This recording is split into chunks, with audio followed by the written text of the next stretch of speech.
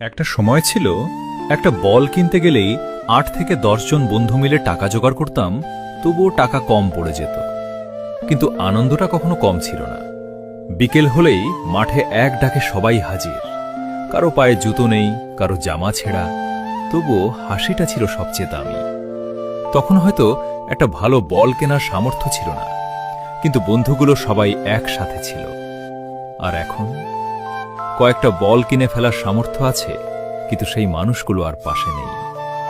কেউ পরিবারের দায়িত্ব কাঁধে নিয়ে দূর প্রবাসে পাড়ি দিয়েছে, কেউ জীবনের ব্যস্ততায় হারিয়ে গেছে। এখন বিকেলে মাঠে নামলেই বুকের ভেতরটা কেমন যেন খালি লাগে, কারণ এই মাঠটাই একদিন আমাদের হাসি আর শৈশবের সবচেয়ে সুন্দর স্মৃতির সাক্ষী ছিল। খেলতে খেলতে কখন যে সন্ধ্যা নেমে আসতো বুঝতেই পারতাম না। এভাবেই হারিয়ে গেল আমাদের শৈশব।